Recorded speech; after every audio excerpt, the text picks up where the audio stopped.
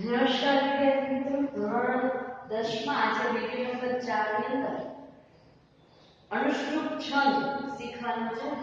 આપણે ગણ સૂત્રોને આધારે આપણે બંધારણને આધારે બે છંદ છે એક શીખી જેનું બંધારણ છે યમન શબલગા અને બીજો છંદ છે મંદાકાંડ જેનું સૂત્ર છે બંધારણ સૂત્ર મબન તગાગા. આ બે બંધારણ તમારે યાદ રાખવાના છે. હવેના પછીના છંદ છે એમાં બંધારણ નહીં આવે પણ એના અક્ષરોની સંખ્યાને આધારે બરાબર એના લઘુગુરુને આધારે આપણે શીખવાનું છે. જોઈએ અનુશ્રુત છંદ. બરાબર આ છંદ છે ને એ છંદ ઓળખવો છે કઈ રીતે જો અનુશ્રુત અહીંયા શું છે અષ્ટ અષ્ટ શું થાય 8 તો શું કીધું છે કે દરેક ચરણમાં 8 અક્ષરો હશે. એટલે આપણે સૌથી પહેલા છંદ પૂછાય એટલે આપણે અક્ષરોની સંખ્યા ગણી લઈશું. શું છે દરેક ચરણમાં 8 અક્ષર હશે. જો દરેક ચરણમાં 8 અક્ષર હોય તો સમજી લેવાનું. પછી જો બીજી તરફ શું છે તો કે 4 ચરણ છે. ચરણની સંખ્યા 4. એક પંક્તિમાં 16 અક્ષર. એક પંક્તિ ક્યારે થાય બે ચરણ ભરીને એક પંક્તિ થાય. એવી રીતે બે પંક્તિમાં 32 અક્ષર. એટલે બે પંક્તિ ક્યારે થાય 4 ચરણ હોય તો બે પંક્તિ થાય. તો બે પંક્તિમાં 32 અક્ષર. તો બરાબર છે કે 8 8 16 બરાબર 8 ચરણ વાળું 8 અક્ષર વાળું એક ચરણ. તો એવા બે ચરણ એટલે 8 16 અને અહીં 32 તો કે બે પંક્તિ છે એટલે 16 32 તમે ગણી તે ગુજરાતી બરાબર.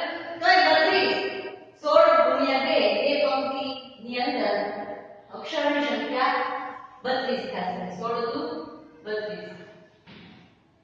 પછી ચારે ચરણમાં પાંચમો અક્ષર લઘુ અને છઠ્ઠો અક્ષર ગુરુ.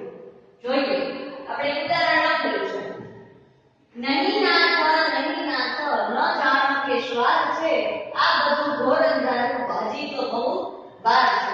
તો બાર શું કહ્યું છે કે આપણે ચારે ચરણની અંદર ચારે ચાર ચરણમાં આપણે પાંચમો અને છઠ્ઠો અક્ષર છઠ્ઠો છે એ ગુરુ છે પાંચમો છે એ લઘુ છે.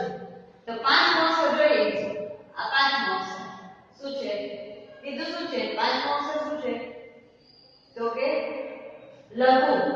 તો પાંચમો અક્ષર લઘુ છે. અહીંયા પાંચમો અક્ષર લઘુ છે. અહીંયા પાંચમો અક્ષર લઘુ છે સ્વાદ છે.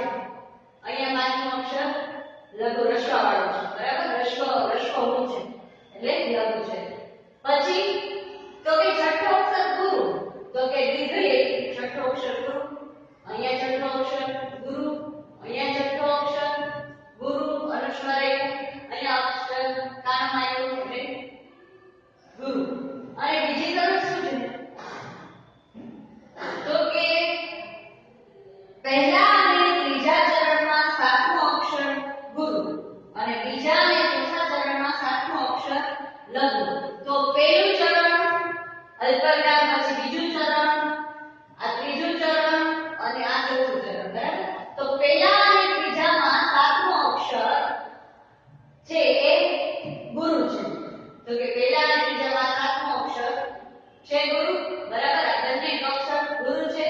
આમાં કાનો આવ્યો નની કાનો ના અને ધની કાનો દા ગુરુ છે.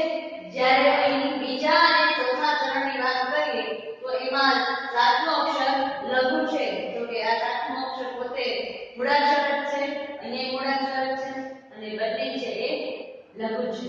તો આપણે ખબર પડી ગઈ અનુશ્રુત છંદ છે. તો આવી થોડી નાની બાબત છે. બે ત્રણ વસ્તુ યાદ રાખવાની છે. પાંચમો છઠ્ઠો અને સાતમો અક્ષર કઈ રીતે શું છે. પાંચમો છે લઘુ છે. છઠ્ઠો છે ગુરુ છે અને સાતમો અક્ષર પહેલા અને ત્રીજા ચરણમાં છે ગુરુ અને બીજા અને ચોથા ચરણમાં લઘુ.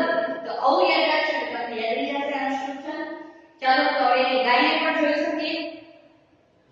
બહુ સરસ છે અનુશ્રુત છંદ. તમે સરસ મજાનું કાવ્ય પેજ નંબર 77 ઉપર સ્વીકારી આપેલું છે. ધોરણ 10 માં પેજ નંબર 77 ઉપર સ્વીકારી કાવ્ય છે એ આખું અનુશ્રુત છંદમાં રચાયેલું છે.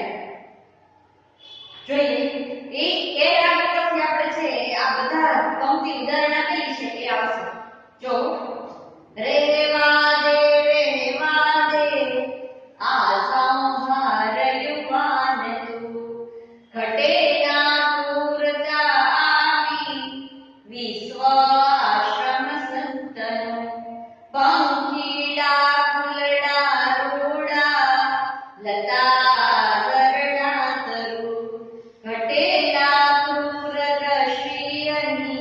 ત્યાં વિશ્વ સૌંદર્ય કુમળ. આના ઉદાહરણ જોઈએ. ચાર ઉદાહરણ આપેલા છે છંદમાં, ગાઈને જોઈએ.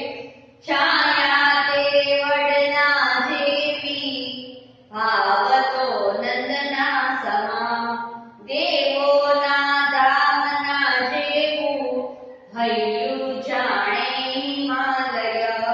પતિએ પીઠ દીધીને, દયિતા દેખતી રહી, અંતે હાય કહી વાળા, મૂર્છિતા ભૂતલે પડી.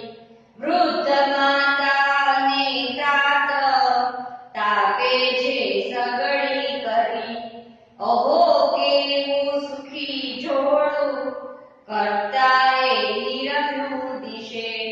ચોથું ઉદાહરણ જો. રસ